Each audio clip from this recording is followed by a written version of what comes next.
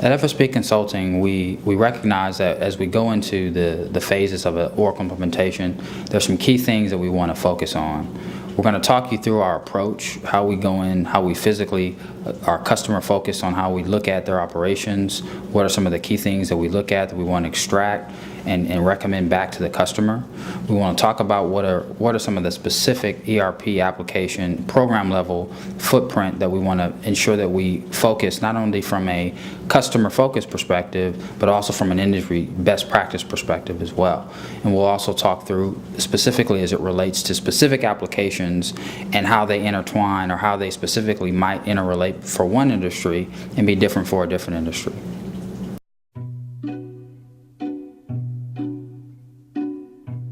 At FSP Consulting, we recognize there are a lot of key factors that go into the success of an Oracle implementation. All customers are different. All customers have some different requirements. And so what we make sure that we do is understand what the customer's operational needs are, what do they do today, where are they trying to go tomorrow, how do we make things scalable for them, but more importantly, how are they organizationally structured?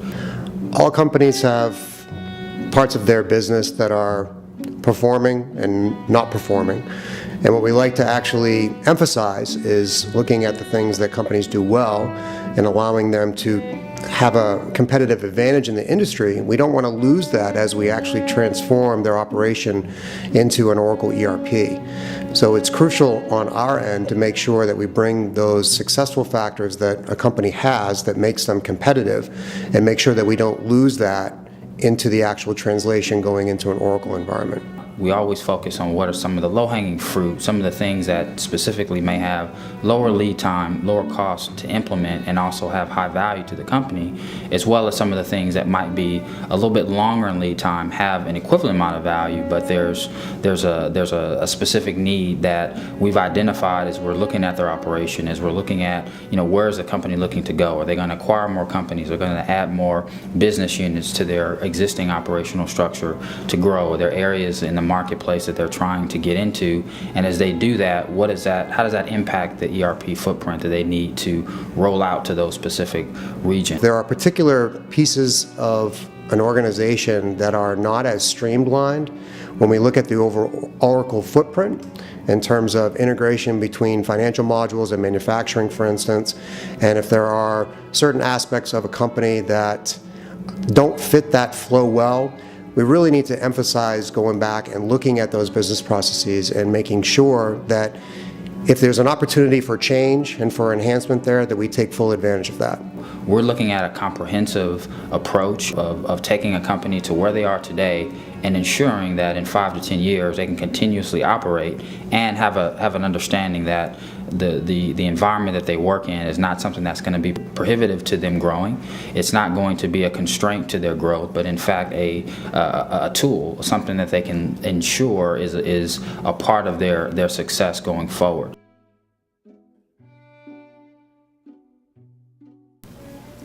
After we shift from understanding what a company's specific operational requirements are, what their needs are, where they're looking to go in the future, we'll take a step back and then start to look at what's an overall program footprint to support that particular company, obviously, and what industry are they aligned to, so that we're also following sort of a common model. They're obviously, from a project-centric perspective, we're going to look at the foundation, project costing, project billing, project management, project resource management to help support a lot of the utilization, and specifically resource management around people, essentially, human capital, looking at what are some of the other complementary systems such as Primavera for resource scheduling, and to kind of overall have a broad reach in terms of how project management is delivered. If we take a step up and we look at, well, what are some of the key reporting requirements, what are some of the strategies around reporting that are going to be key to the operation, to the business units that are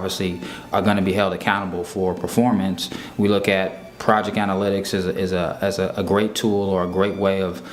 essentially allowing a company to have good visibility into the operation from a dashboard, a C-level reporting perspective, and also give them analytical capability to adjust to things as they need to do reporting. OBIE at a higher level, which is a part of the business intelligence suite, potentially can be used in even a more broader environment if companies looking at Hyperion planning from a budgeting and forecasting perspective, which typically is going to be aligned if they have large organizations, various different strategic business units, if they're operationally in various different countries, have multiple different factors that drive different parts of the country, of the company itself. It's going to be critical to look at it from a program perspective. So we got Oracle EBS, we have Project Analytics from a business intelligence perspective, we have Primavera, and potentially we also have Hyperion. So looking at it from a full program level perspective gives our customers a very key understanding of here's the level of work, here's the effort that we're going to have to put into this going forward, and here are some of the things specifically that we want to make sure the organization is ready to handle and support.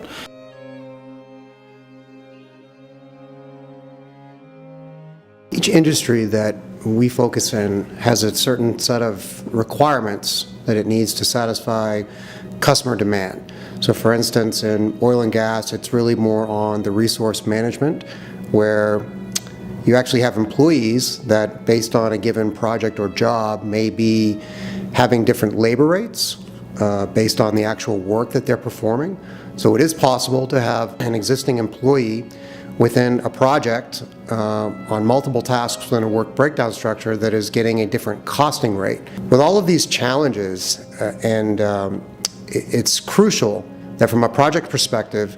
that we design the system so that we're able to account for the fluctuation in flexibility for labor costing and billing. On the engineering and construction side, some of the things that we see in that industry are more related on the project management piece. So Oracle Project Management is a key tool to facilitating the information gathered from the project foundation, costing and billing, and integrating that into a more of an earned value, looking at it from an internal project management perspective.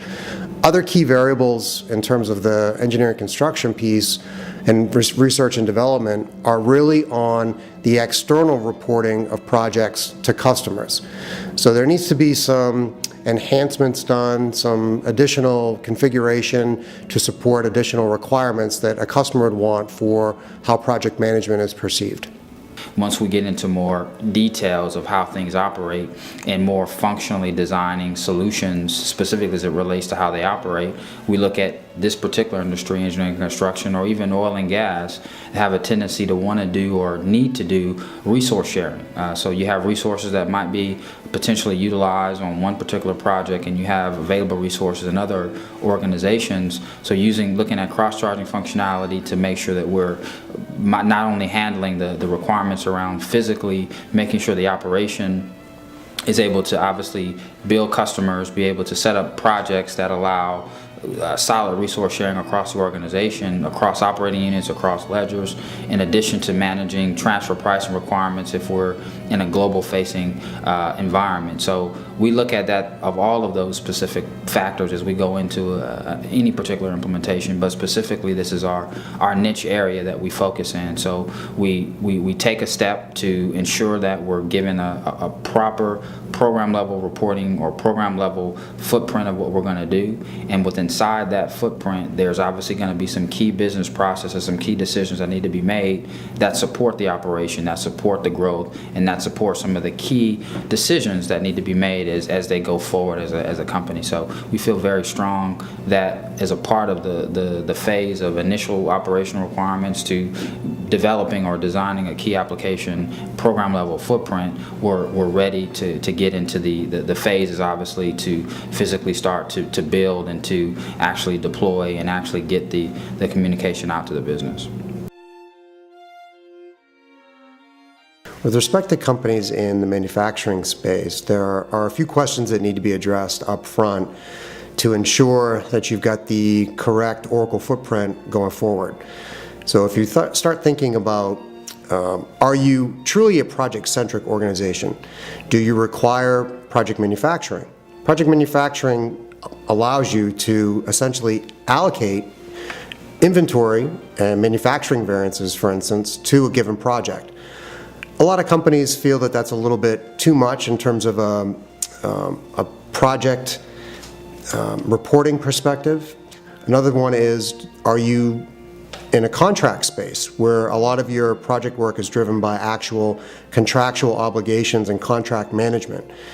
If the answer to that is no, and then you start looking back at the order management space in conjunction with project manufacturing, if that fits, and try to manage your projects from that perspective, having the sales order be done, spinning up into an actual manufacturing work order that gets tied back to the actual project, and then those costs are allocated back to the project. And obviously when the product is shipped off, then we have full recognition of cost of sales back at the project level.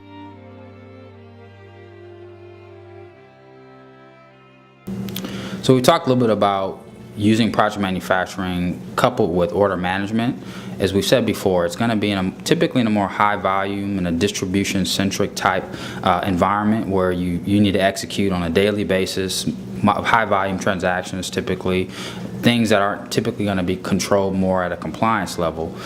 The other sort of side of, or the other options, and typically coupling with project manufacturing, would be project contracts. So project contracts, obviously, in terms of to do contracts or order management, is typically going to be designed around what are the specific contractual or compliance requirements in terms of reporting that's going to be necessary. Also the lead time to execute. So as an example, in the defense and aerospace industry, project contracts is for the most part a must for various reasons. For the reasons of being able to make sure that we're managing, having the contract management element of execution of actual contracts, reporting of contracts, information that's relating to producing customer-facing documentation that's surrounding government compliance. Project contracts fits that mold very well, and obviously integrating into project manufacturing in terms of downstream, managing those projects, managing those specific elements of costing as it relates to bringing in inventory, shipping out inventory, and actually building up in work in process actual by project, by inventory, or by project as well. So we've seen both sides, we work with both sides, and typically in terms of a solution will depend on what are those specific requirements as it relates downstream.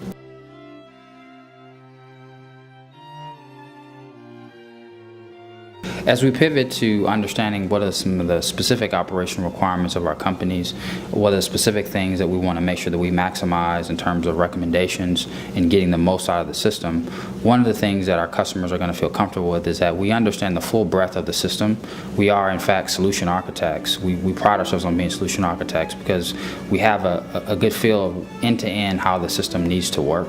And working in a global environment, it's very important to understand the financial side of things. What are some of the multi-currency impacts of setting up the ledgers and setting up the calendar, setting up different chart of accounts to facilitate not only the operational corporate requirements, but what needs to be done from a statutory perspective. So part of that design element, in addition to putting together the footprint for projects, as we talked about for engineering and construction, the ERP footprint for costing, for billing, for specifically as it relates to resource management, obviously project management, and potentially a Primavera solution, we also kind of look at the foundational aspect of how we go in. So looking at what is the HCM, the human capital management footprint, organizationally speaking, across the globe. So we have companies that we've worked with that they're operating in 10 different countries. So we look at what are the needs across business groups, organizationally structured, what do they need from that perspective, how does that dovetail into how we design projects, and how does it dovetail into what's the overarching financial operational reporting